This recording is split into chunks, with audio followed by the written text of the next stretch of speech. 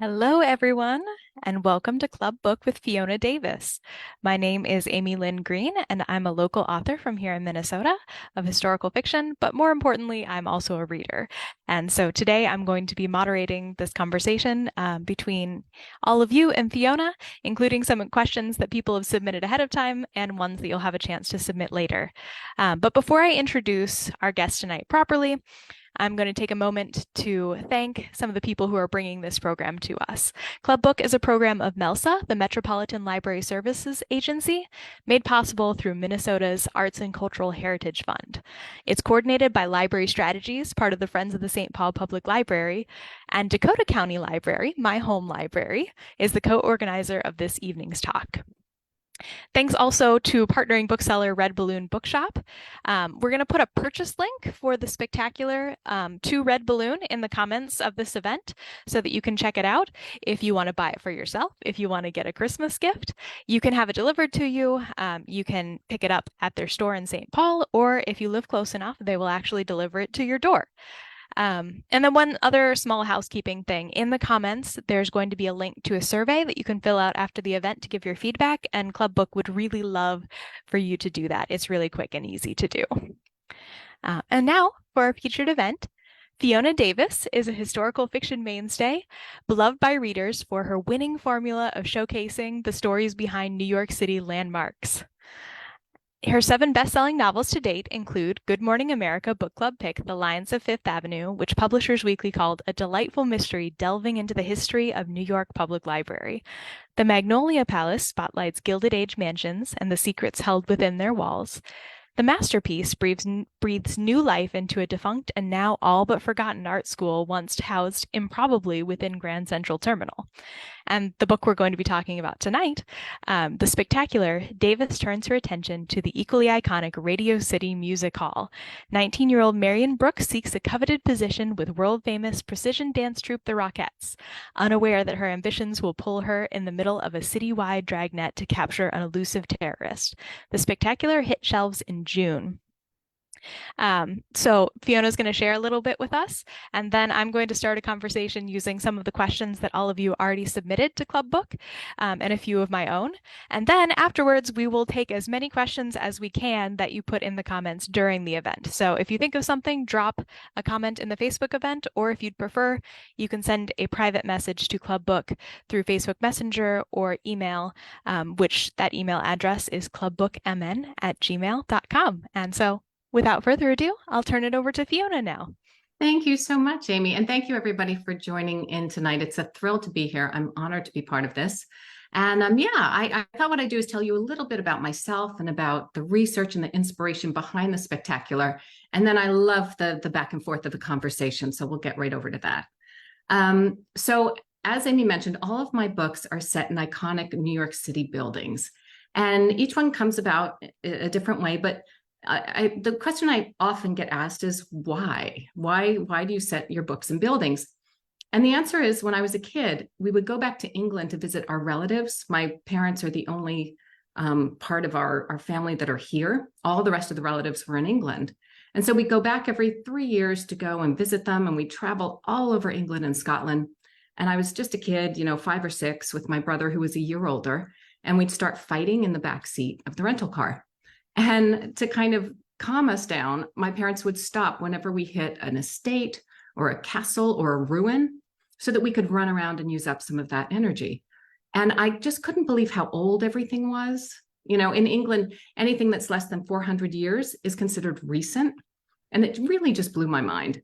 And so it's really no surprise that when I started writing historical fiction, I started looking around New York City, where I've lived for about 35 years, and focused in on the buildings and their history and the stories behind them. And so that's really how that came about.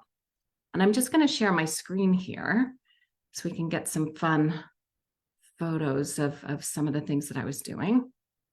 Here we go. Like I said, all my books have come about in different ways. And The Spectacular came about after I was finishing up Magnolia Palace. I wasn't sure where to set a book.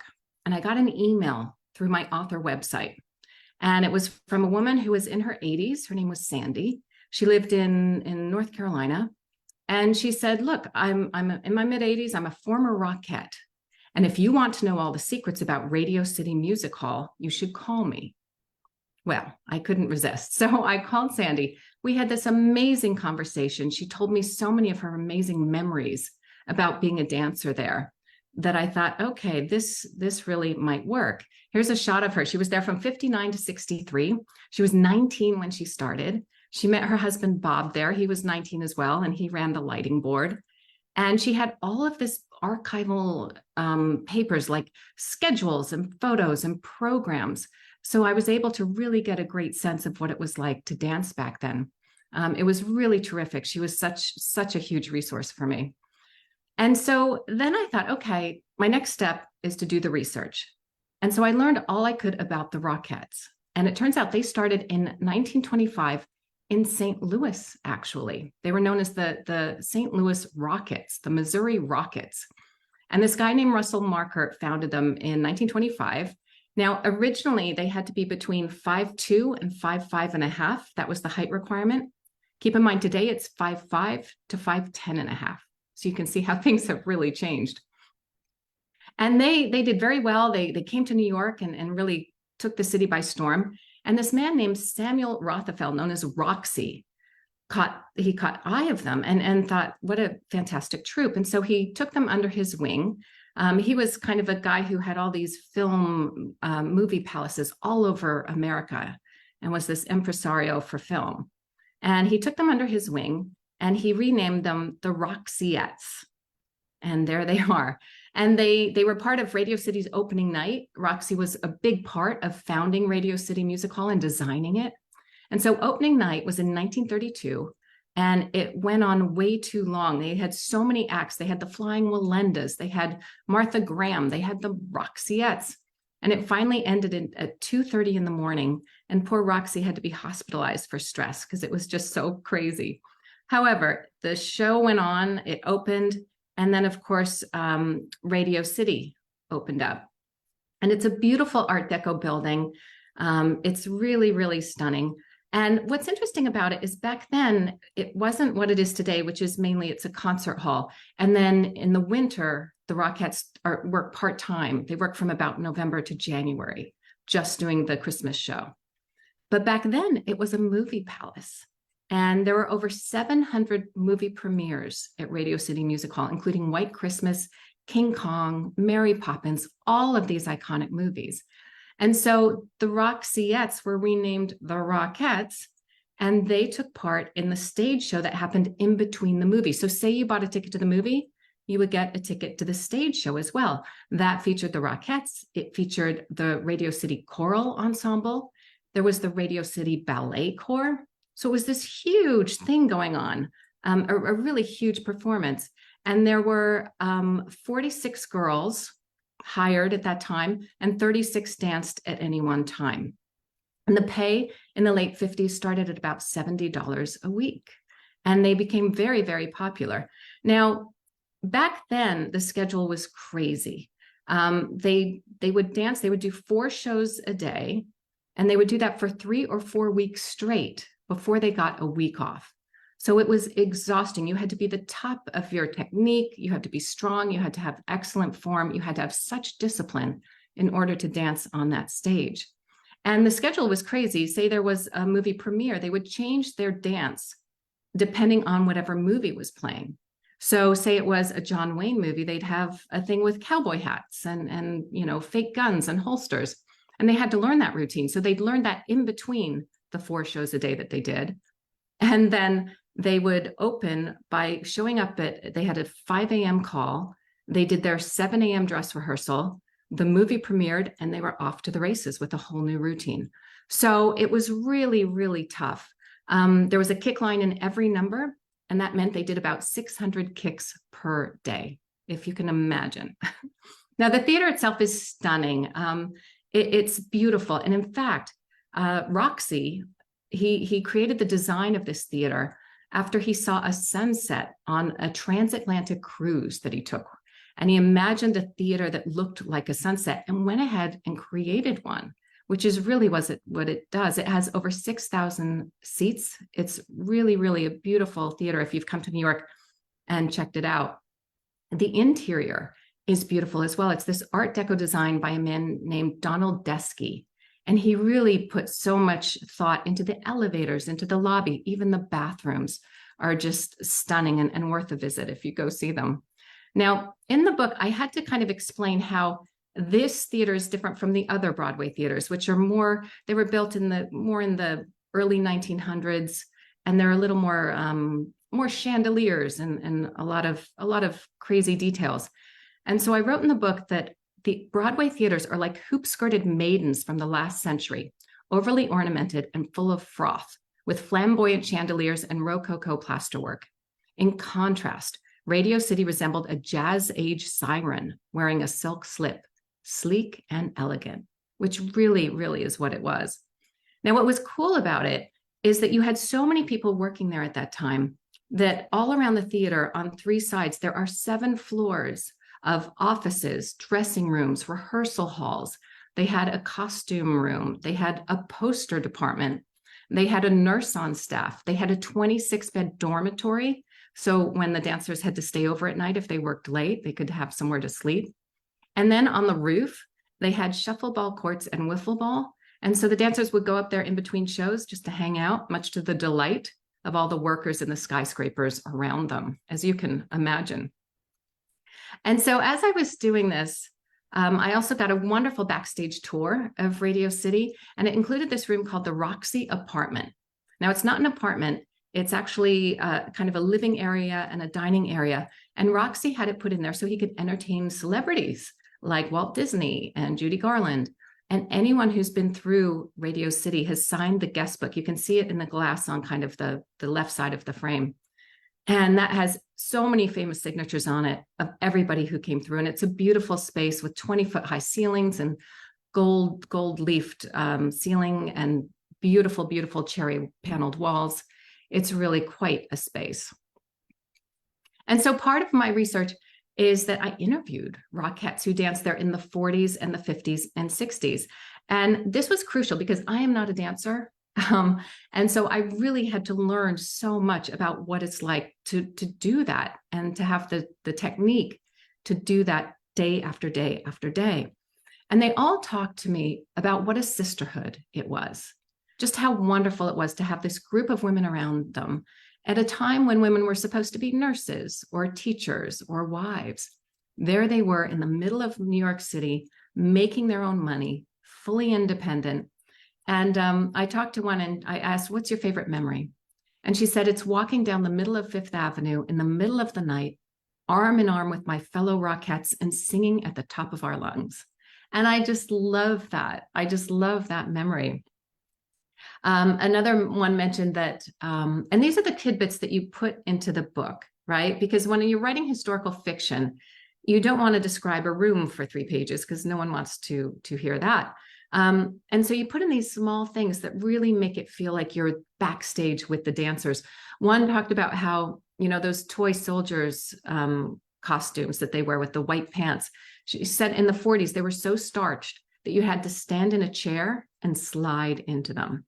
And another talked about how at the end of the evening, one of the conductors would speed up so that he could make his train home. And so they just have to dance faster and faster and faster, which again, just a wonderful detail. They weren't allowed to get sunburns or tans. They had to keep the same hair. They had to, you know, stay a certain weight. There were a lot of rules. And in my research, I found this really interesting thing from the New York Times from '67. And it's called Miss Average Rockette. And it's the topography of Miss Average Rockette, including measurements for bust, waist, hips, head, neck, shoe size, and what the average Rockette was like. And it's a little creepy, but it really shows just the kind of obsession with the dancers that people have had throughout the ages. Now, one of the fun things I learned is that so much of what they do is an illusion. So for example, in the kick line, they line them all up and it looks like it's all the same person in you know, just the same person. In fact, what they do is they put the taller girls in the middle and the shorter ones at the end. And then they make all the hemlines be an even line. And so that gives the illusion that they're all the same height. And the same with that kick line. You can see here, they're doing the kick line and it looks like they're all holding on to each other. But in fact, they're not. There's 4 or 5 inches of space in between the hand of the girl and the back of the girl next to her. And that's so if one falls, it doesn't bring down the whole line. But you can imagine that the strength and the core strength required to keep up that illusion. And that was just fascinating to learn as well. And so one of the fun things I learned was that when the girls stayed there, a lot of them often stayed at something called the Rehearsal Club. And it was right around the corner on 53rd Street. And it was a boarding house specifically for women who were working or trying to work in the performing arts. And if you ever saw the movie Stage Door with Ginger Rogers and Katharine Hepburn, that's based on what would have been the Rehearsal Club. And it started in the 20s. It'd been around a while, and it was kind of, it wasn't huge. It wasn't like the Barbizon Hotel. It was a smaller building. But there were the same kind of rules. So no boys, no smoking, no alcohol. The doors were locked at midnight. You had to be between 18 and 25 and neither married nor divorced. And you had to be pursuing a career on the stage. So that's either, finding an agent, taking classes, performing in a Broadway show. And some of the famous people who lived there include Carol Burnett and Sandy Duncan, Blythe Danner, Diane Keaton. And you can just imagine what it would have been like to be Carol Burnett's roommate. I mean, how amazing. And in the late 50s, that cost about $18 a week for room and board. Not bad. Now, in my book, I have a main character named Marion. And Marion's 19, and she lives just north of the city in Bronxville. And she goes against her father's wishes to dance as a Rockette. And she was very inspired by this actress and dancer named Vera Ellen. And Vera Ellen, when she was very young, was a Rockette. And she just had a tough time. She couldn't fit in, right? So if Russell Markert, the director and choreographer, if he wanted a kick that was shoulder high, hers would be head high. You know, her arms would be more extended than anyone else's. She just couldn't fit in. And Russell Markert gave her a couple weeks to get it together, but she quit before she got fired and went on to a great career, including White Christmas, which she's probably best known for. But it just really kind of captured my interest of this woman who can't fit into, something that requires such precision and technique. She's just too creative. She's just bursting with life. And that kind of goes to the theme of the book, which is, what is the cost of suppressing your own individuality or your own creativity for the good of the greater whole? And that's whether you're in a corporation or a precision dance troupe or in a community. What do you do? When do you kind of toe the line and fit in and work together? And when do you stand up and make your voice heard? And so that's kind of where the book started going as I started assembling my characters and figuring out what this book might be about. Now, one of the things I love to do is find a hook. And that's something that's happened in New York City during that time period that doesn't have to do with the building or the people in the building itself, that kind of roots the reader in the time and the era. And so this was set in the 50s. So I started doing research and I learned that in 1956, near the end of it, the police were ramping up their hunt for someone called the Mad Bomber. I had never heard of this. Now, this is a guy who set 33 bombs off over 16 years. He injured 15 people, some seriously. And his whole thing was that he would set them in iconic New York City buildings, like Grand Central, like the New York Public Library, Penn Station. And it turns out, as I did my research, he set 2 at Radio City Music Hall. And that's where I thought, wow, maybe this story is more than, a dancer kind of finding her own self and finding her where she belongs in the world. Maybe there's something else going on here, because I was so intrigued by this. And then I learned that the case was cracked by a man named James Russell, who was a psychiatrist, and he used criminal profiling to crack the case, the first time it had ever been used. And what he did was the police came to him and said, we have no idea who this guy is. And they brought all of the letters and the communications that the bomber had sent over the years. And James Russell studied them and he looked at it and he went to the police and he said, okay, here's your guy. He'll be 40 to 50 years old, very well dressed, not married, living with his older female relative, very methodical, not a smoker. He said he will be from Eastern Europe. He'll be Roman Catholic. And finally, he said, when you catch him, he'll be wearing a double-breasted suit and it will be buttoned. Now, I won't give anything away here, no spoilers, but needless to say, the art of criminal profiling was born by this case and by this man. And I just thought that was fascinating. So I renamed my bomber in the book the Big Apple Bomber because I needed to change some factual items just to make it work with the plot. And so in the book, my character Marion has to team up with this very brilliant but introverted psychiatrist named Peter to help solve this case. For very personal reasons, she has to catch the Big Apple Bomber. And so they team up to try and figure it out. And it's a little bit of romance, a little bit of mystery, a little thriller, but it really offers a backstage look at the glamour and the glitz at Radio City at that time in the 1950s. And it was so much fun to write. And I'm going to stop my share right here and come on back. And yeah, and now I'm happy to, answer any questions about this book or any of the other books, or just about writing in general. Yeah, and that's kind of how we're going to structure these questions. I'm going to try to ask you some questions first that are more about the spectacular and then about your writing in general. But if we get some in later that don't fit into those categories, that's fine too. That Absolutely. was a great, lots of great details about both aspects of the story. I loved seeing those research photos and hearing about your process. Oh, it's so much fun. That's half the fun of writing a book, is that research. It's really a joy. And thanks for inviting us into a little bit of your New York world for the Minnesotans who are on here. And we will have to pay a visit when we go next time to the Big Apple.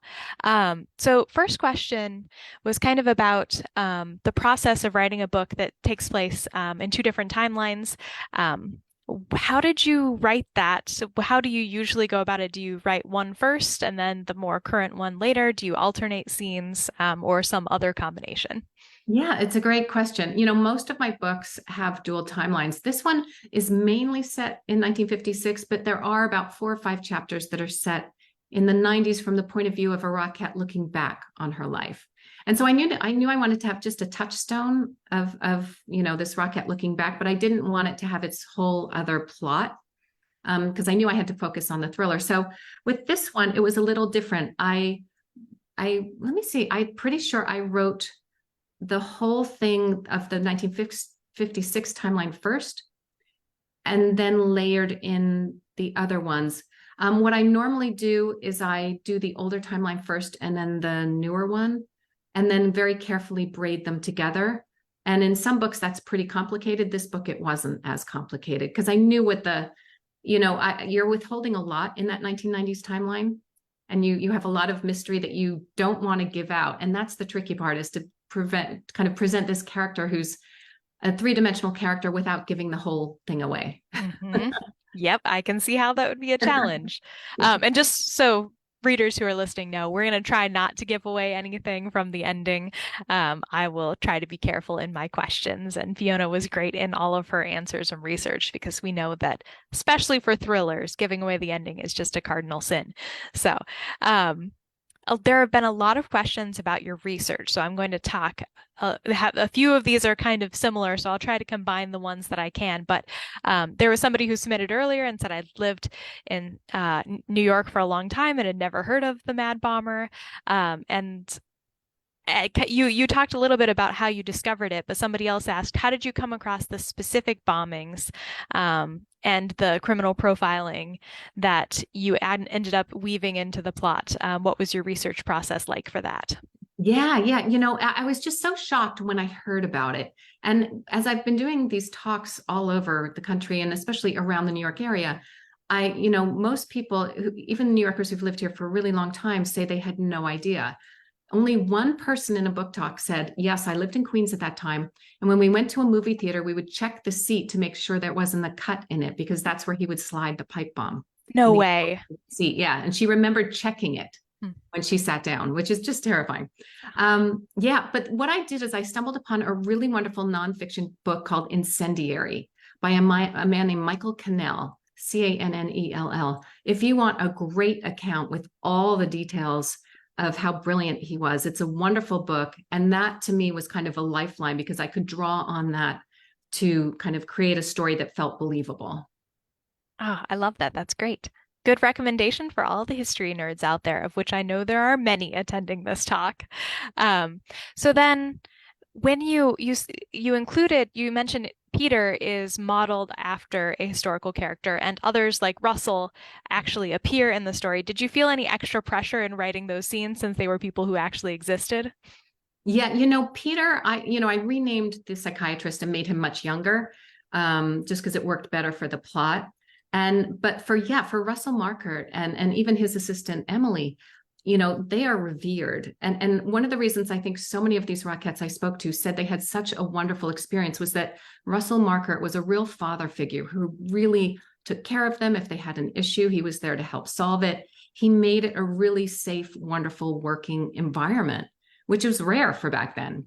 And so I definitely wanted to do him justice. And what was wonderful is recently I was doing someone reached out to me, and Emily was his assistant, and she was, very important as well.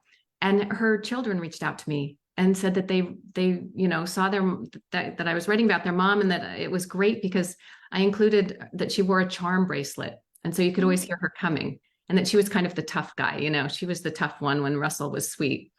And so that was a real wonderful thing to hear. And they shared with me some photos and images of her and memories. So, that kind of thing is such a relief that, okay, got that right at least.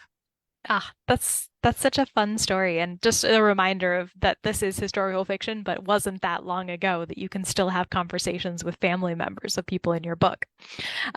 I remember meeting Russell and thinking, because of what was typical of the time period, am I gonna like this guy? And I just adored him. So you did a great job. And I think it was especially great as a contrast to Marion's own father, who is deeply unsupportive. So question about him. Yeah. Her father, her boyfriend, her sister, not the most supportive of her dancing career and goals, and just the number of times that they referred to it as a hobby or something she was going to get over, kind of a phase, or treated her like a child. Um, Very typical of the time period, obviously. Was it hard to write those scenes from a modern perspective? Yeah, it was because, it's this woman kind of getting beat down in a way and dismissed for, her goals and her dreams. But so many Rockettes I spoke to said, yeah, my father did not approve. Absolutely. I only got to do it because Russell talked to him and convinced him it would be okay. And even then, her father pulled her out after a year. Because which is just so crazy when you look back now and, if someone says they're a Rockette, you're just in awe, right? It's just such an amazing accomplishment. But back then it was dismissed. And so, yeah, it was tough to write that. And what I do in writing historical fiction is I'm always looking for how things have changed over time for women and how they haven't, and really stressing those points so we can see how far we've come and also how far we have to go. Yeah, that's really great. I wanted to give Marion a hug a lot of the time, which is great because you made her so believable and sympathetic. Along with that, somebody asked, who do you feel like was the hardest character to write for you? So I'm curious to know. Yeah, I think it would have to be older Marion, to be honest, because she has a Interesting. lot going on with her. And that was a tricky balance of making her relate to her as a young woman, but someone who's lived through a lot and dealing with a lot in that moment. And so, for very personal reasons, that was very important for me. And again, we won't give anything away. But yeah, that was a tough one. I mean, the other characters like the bomber and Peter and even the father, they're fun because they believe very strongly what they believe. Mm. And so you have to get in their head and imagine, her father just wants to protect her. He's seen some terrible things happen, and he doesn't want anything bad to happen to his daughter. It's all about protecting her. Yeah, that's great. Like, a character doesn't have to be somebody who you would want to be best friends with to be fun to write or fun to read, that's for sure. Lots of great conflict there. Um, so when you did research into the early days of psychology and criminology for Peter's character, this is more like a fun question. As an author, do you feel like if you weren't writing, could you do that job, or do you feel like you couldn't? And tell us why. Oh my goodness, as criminal profiling. Yeah, yeah. I think we all want to do it because we see it on TV. I think it would be fascinating. Um, and that's what I love watching those shows is the way they figure out who it is. I don't think it would be, I don't think I'd be very good at it because I'd be imagining too much. I bring my fiction writer brain to it. And so I'd probably be going off on tangents that had nothing to do with, what was actually presented. I don't think I have a scientific mind that could do it. Yeah, I can understand that. Um, sorry, I'm reading the comments from our moderators sending your questions. Um, do you have a character, and now this is kind of broader from any of your books, who you feel like you relate to most, or that you have based on someone in your life? So, kind of a two-part question. Is there one that you feel like is most like you or similar to you in some way? And do you have any that you have based on real life people? And this person said you do a great job of creating realistic characters. So, Well, thank you so much. No, I don't tend to base them on real life people. They might be kind of inspired by someone, but then they really become their own person as I go along. So for example, like Marion, what I do actually is I find because I'm grew up in the 80s. So what I do is I find someone in the 80s who was like a movie star who I think represents who she would look like, mm, what she would look like. And so character Marion is actually based on Elizabeth Shue, the actress, because I feel like she's so, warm and bubbly and full of life, and utterly gorgeous. And so to me, that was what she looked like. And so then that character really takes off on a life of her own. The character that's most like me, probably maybe I guess probably the very first book I wrote, The Dollhouse. The character Rose, who's the journalist who's being nosy and trying to figure out what happened to her missing neighbor at the Barbizon condo. Probably she's that might be kind of more of me, just because she's a journalist who's nosy. what do you mean fiction writers are nosy and people watch and eavesdrop everywhere we go? Who us, right? I know Yeah. you. I know you know. Mm-hmm. Yep, there's your confession of the night, everyone. So watch out. Don't say anything you don't want in a book if you're around an author. Um, What's worse is that my boyfriend is an author too. So if we're out doing something and someone says something, we'll both look at each other and be like, okay, who gets that? Who gets that nugget? what a great story. I love that. And also, I love that both of you are eavesdropping, and it's not one of you and the other person says, "Oh no, I was paying attention to what was in front of me." Very good.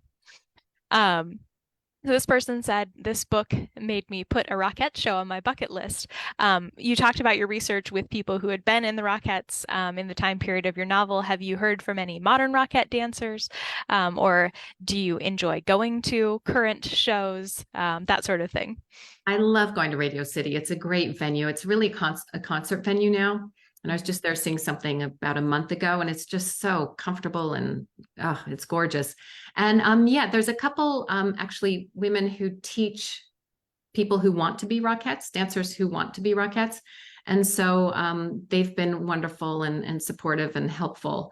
And yeah, the current Rockettes are too busy Rocketting right now because it's pretty tough. But yeah, it's been really wonderful hearing from Rockettes, both present and past.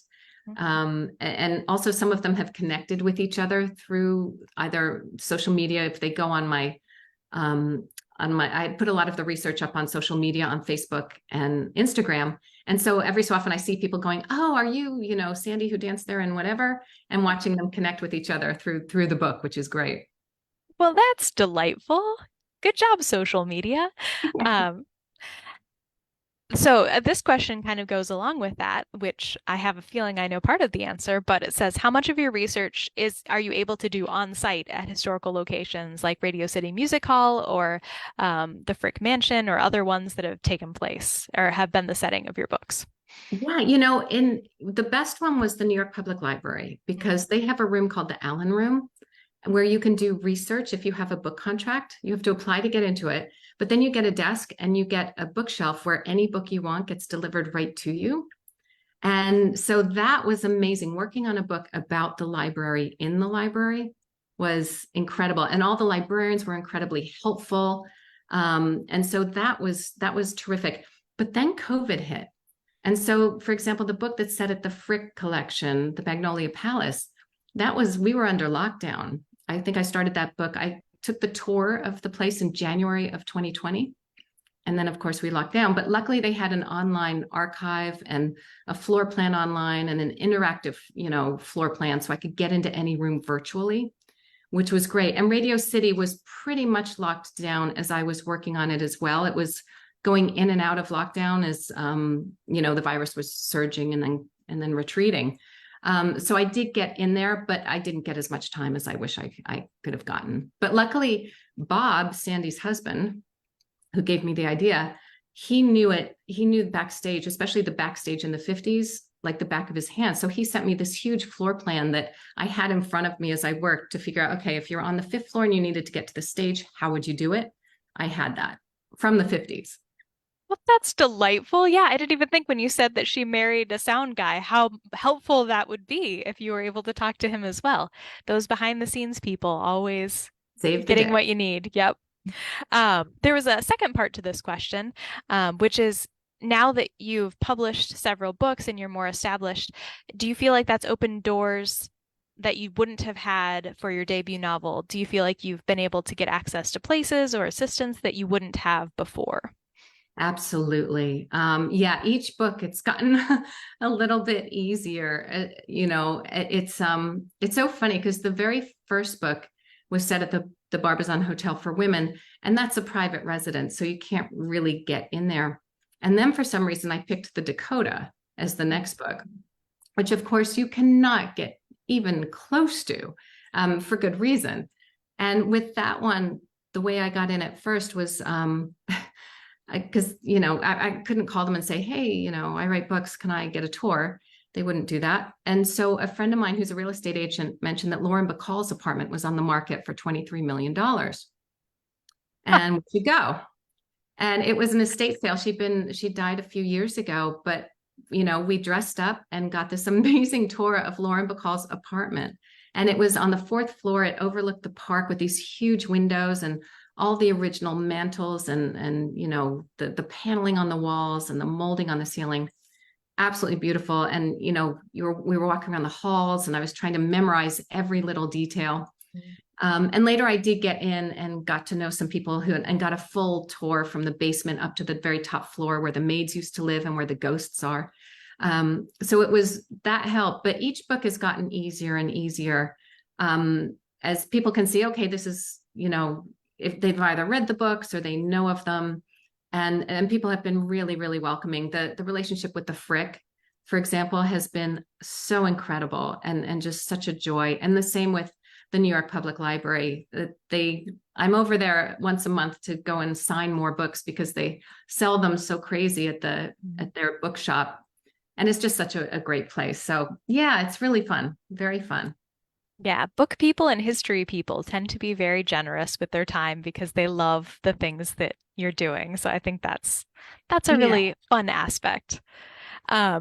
One person said, my book club loves the touchstones of your writing, the Big Apple landmark, the untold history, the split time narrative. And this particular person was wondering why, with the dollhouse, you kind of started doing those things in your debut novel. And another person asked a similar question about why did you choose historical fiction and why did you choose split timeline specifically within historical fiction? So, Yeah, that's a great question. I had been a journalist for a long time, and I got the idea from looking at an apartment in the Barbizon condo and learning how it was the Barbizon Hotel for Women, which I'd known, but I didn't really know.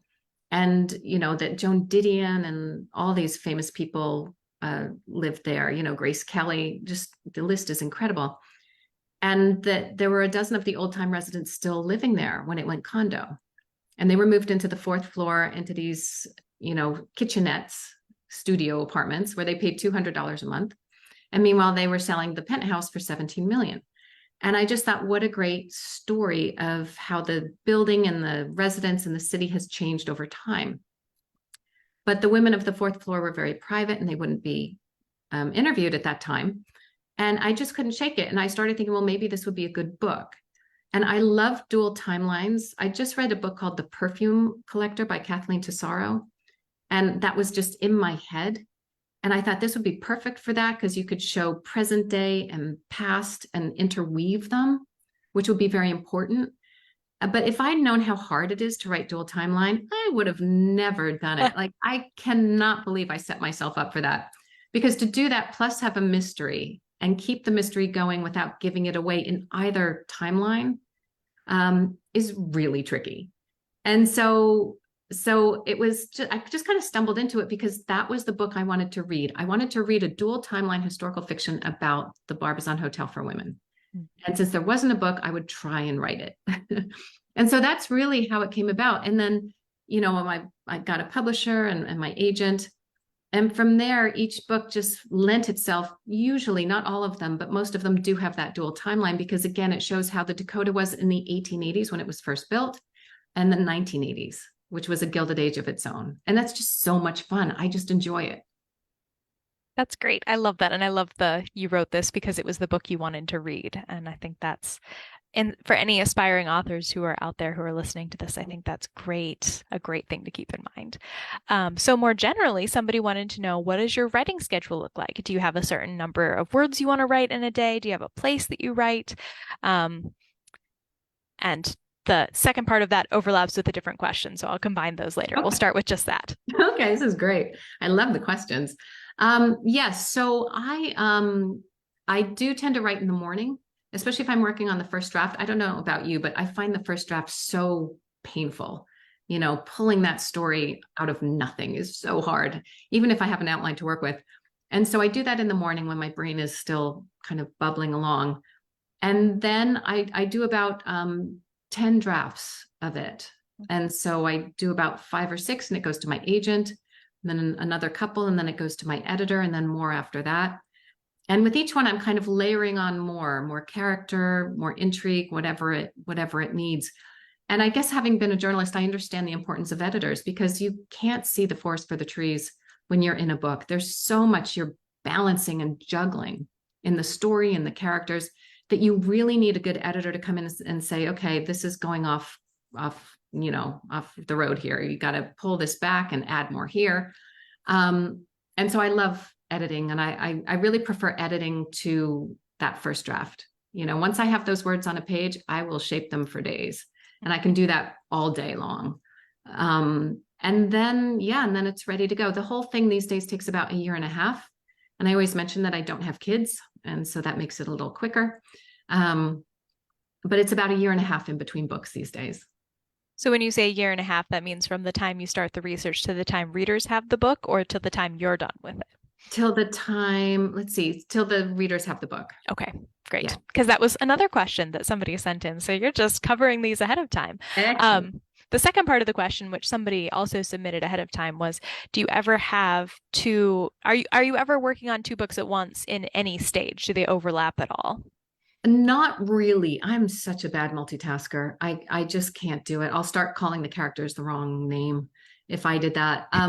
But there is a point when you're starting to research the next book and you're getting those final pages and proofs of the old book. And so that's where you do have to kind of stop, turn your focus, and really get back into that other book. And you're just making sure all the corrections are made and that everything is lined up and makes sense. But those are kind of quick jumps back to the old book and then back to the new research. So it's not too bad. Great answer. Somebody asked, have you ever thought about writing a nonfiction book on the making or research of your fiction novels? Would that be something that you would ever consider doing? Wow. No one has ever asked me that. That's so interesting. I think there's a logic to it. My parents were both engineers. So there is, even though I say I'm not scientific, there is a part of me that's very methodical about writing a book. I don't overwrite. I don't write, 400 pages and then cut it back to 325. I tend to, write pretty clearly what I need for each chapter and know where I'm headed. So that could be really interesting. I would never say no. In terms of writing a real nonfiction book with footnotes, no way. That is just terrifying. I have friends who write nonfiction, and boy, the work involved in, getting everything right. At least with fiction, you can, fudge it if you have to. As long as you explain it in the author's note why you change something, you can change something. Yeah, and the sheer amount of documentation you have to do in nonfiction feels daunting to me. But as a novelist, you don't, at the end in the author's note, you can say, here are some places you can learn more, but you don't have to list 500 sources. Right, right. I can't imagine. Oh, Um, So as well, okay, so this is specifically about the Lions of Fifth Avenue. This person's book club is reading that right now, so that's kind of fun. Is there anything that you'd like to share about that, just for this person's to share with their book club? Either like a little research gem or some behind the scenes information. You shared a little bit about getting to write it at the library. Was there anything else that stood out to you in the process of researching that one? yeah, there were two things. One is that, I was looking at the library and thinking, well, I'm not sure if there's really a book here because it's, what I'm not sure what I'm going to do with it. And then I found this article in the New York Times in my research from 1940, and it was all about the retirement of the library superintendent. And it mentioned that he'd lived with his wife and his three kids in a 7-room apartment deep inside the library for 30 years. He was there when it opened, and he was just retiring in the 40s. And his daughter was born in the library. The kids used to raise pigeons on the roof, and they used to play baseball in the reading room using books as bases until they got in trouble.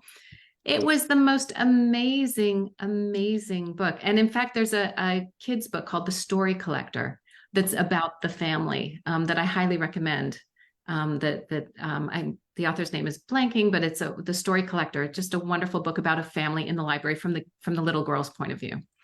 And so I thought, that's a great in, a family living in the library. I'm completely in. And then the theft that occurs in that book, there's a rare book theft. And that's based on a theft that happened at Columbia University's Butler Library in 1993, where a thief stole $1.8 million of rare books over the course of 3 months, and no one could figure out how he was getting in and out. And I was lucky enough to interview the librarian who was the head librarian at that time, and what it was like when he was finally captured and what she learned. And so that's very much in that story as well. So it's two very real things in a fictional story. I love that. And I am jotting down that title because I have a little girl who loves books, and I'm sure she would enjoy that story. Yeah, thanks for details on that one as well.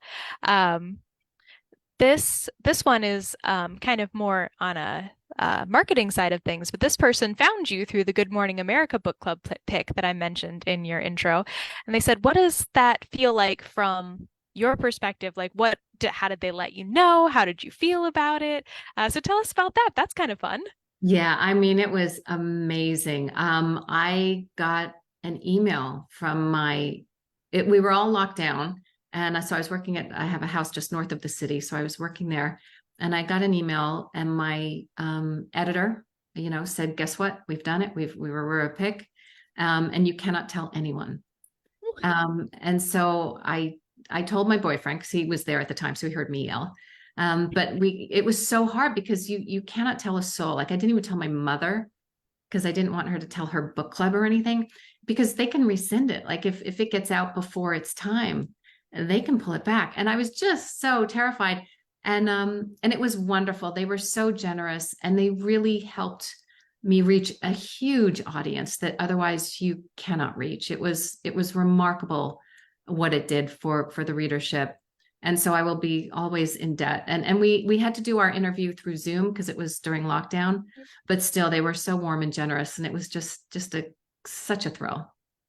Something good happened in 2020, guys. That is in itself a heartwarming thing. Yes. This person asked, have you ever thought about writing in another genre or maybe doing a collaboration at some point in the future? So, Yeah, I have done I with another writer friend named MJ Rose back in, oh gosh, 2016? No, 2020, like 2019. We were together, we were stuck at an airport, and we came up with this idea of doing a book of short stories all from the point of view of a suffragette parade in New York City in 1915. And we reached out to a bunch of authors. I think there were 12. Kristen Hanna wrote the intro. We had Chris Bojalian, Jamie Ford, Christina Baker Klein, Paula McLean. It was just this incredible list of authors, and we all wrote a short story around that parade and around that day. And MJ and I were kind of we were called the editors, but we were more the wranglers of putting that together. And it's called Stories from Suffragette City. And it was really fun to watch these other authors come up with their ideas and, to collaborate and work together and to create it. So that was fun. I would definitely do something like that again. And yeah, in terms of other genres, I just love historical fiction so much. I love the research. I love creating the scaffolding of truth and of facts and people and events, and then layering a fictional story on top of that. For me, that's really fun. So, I got to do a little bit of thriller with the spectacular. So we can say I tried a little thriller there, and that was great too. Yeah. And I mean, short story is also its entirely own thing. So good for you. That sounds like quite a project and a really fun one to check out if you guys haven't seen that one yet. Um, there are two questions that are similar in that they're asking for recommendations of other books. One person was saying, have you read anything that you are enjoying now or recently? And then somebody else said, are there any other reads that you would recommend for somebody who loves historical fiction that would be somewhat similar to your books? So maybe not something you've read recently, but something that you would enjoy and recommend to other readers. Yeah, sure. I mean, I loved Geraldine Brooks is one of my favorite authors, and her book Horse, as well as People of the Book. I mean, all of her books are great. And then in terms of fun historical fiction, there's a book called A Most Agreeable Murder by Rebecca Seals. I just And read it. oh, isn't it It great? was charming. It's so charming. It's this kind of funny take on Agatha Christie and Jane Austen. If they merged and had a baby, this would be the book. And it's so funny. It's just wonderful about Regency romance and and you will laugh the entire way. And then in other books, I just finished Jean Kwok's The Leftover Woman, which is a really, really great read. A little more of a thriller, but a literary thriller. It's beautifully written. And then, of course, Anne Patchett, Tom Lake is a beautiful book that I just finished and couldn't put down. She's truly a master at what she does. That's on my book club's list to read next year. So I'm glad to have something to look forward to. Those are all great recommendations. So thank you for that. Then another question that's kind of more on the writing process sort of thing. You say you love the editing side of your process.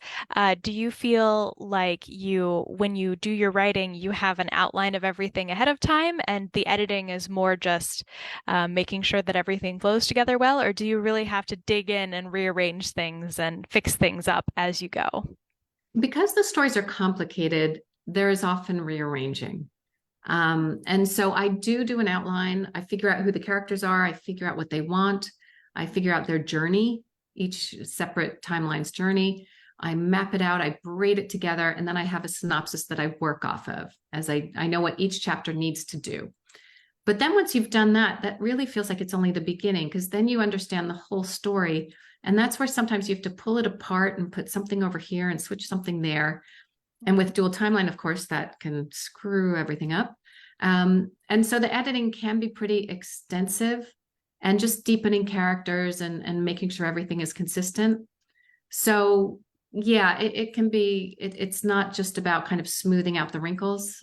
Sometimes it's about a full facelift. It's good. I always tell readers it's a good thing you see the books at their, like you said, your 10th or 11th draft, and not the first draft, or you wouldn't be reading anything else that we'd written.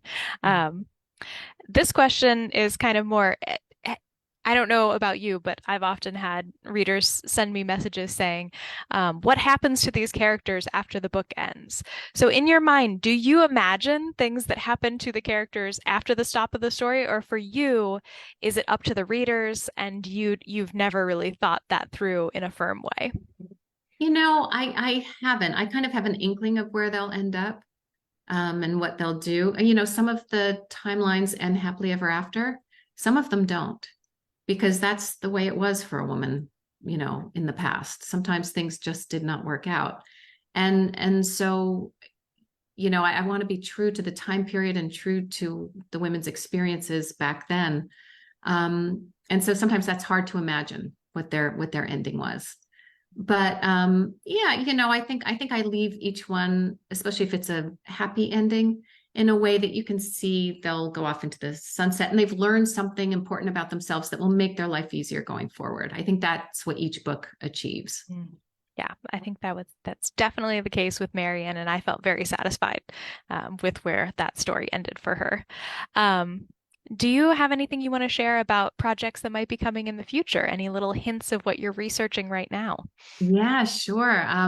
So my next book is set at the Met Museum, which is very fun. Yes, it's a lot of fun. It involved a trip to Egypt back in April, which was incredible. And yeah, it's set partly in the 1930s, partly in 1978. So it does go back in time a little bit. And there's really two main characters. One is an associate curator in the Met in the Egyptian art collection. And then the other is an assistant to the Met Gala, which is the party of the year. At that point, Deanna Vreeland was in charge of it. She was the Anna Wintour of her day. And so it's a bit of glamour and a bit of mummy. And we'll see where it works out. There's a curse. It's all got all that good stuff. It's really fun. I'm here for the glamour and I'm especially here for the mummies. I love a good museum. So, what a delight. I was kind of hoping that sometime you'd get to one of the museums. So, yay, the Met. All right, be looking for that, everyone, because that's going to be coming out in January next of year. 25. So Wonderful. almost just over a year. Yeah. And I love a lot of readers were curious about the process and how long it takes. So it was fun to see that aspect of publishing come through. All And what right. great questions. These are fantastic. Really lovely. Yes. All right, so I'm being told we have time for one more question. So I think I will ask, do you personally like have a book club that you interact with, or do you have a circle of readers that you like to recommend books to in your real life, not even just social media wise? I'm not in a book club just because I don't have the time. I'm usually off talking about my book. There's just I can't quite make that time right now, which is wonderful to be able to travel and talk about this book. But yeah, it's not as much a group of readers, but I'm on a text chain with a group of other authors. And we're all kind of in our 40s and 50s, and we all did other things before we were writers. And so we just have a lot in common, and we have a kind of funny point of view on the whole publishing world and how crazy it is. And so if there's a couple of the writers there that if they recommend a book, I know I will love it. And so that's like Tom Patchett, was one of the mentions on the text chain.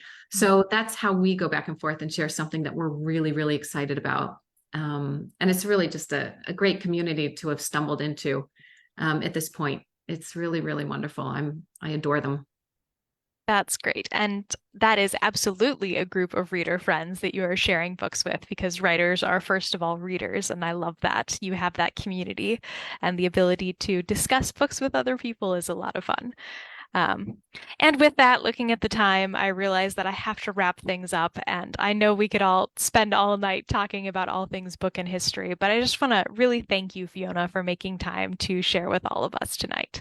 Oh, this was a blast. Thank you so much. And thank you for the wonderful questions and the interaction. I know we didn't quite get to them all, but this is just a real joy to be able to talk books. I'm in heaven. Yes, honestly, this group of readers, Yeah. everyone did such a great job making this a fun conversation. Thank you so much. And then with that, I'm just going to say again that this was a presentation of Club Book, a long-running series of MELSA made possible by the Arts and Cultural Heritage Fund. And we really want to thank Dakota County Library again. And before you log off, make sure you look for that link to fill out the survey so that we can continue having these programs sent to you. And then finally, the next Club Book program that's going to be coming up is on Thursday, November 9th. That's going to be a featuring National Book Award and Carnegie Medal winning author Elizabeth Acevedo. She's a young adult author, but her first adult fiction, Family Lore, hits shelves in August, and it's already getting rave reviews from critics and readers. So you can learn more about that and other upcoming events at clubbook.org. And yeah, just thank you for being here, everyone. Have a good night. Everybody.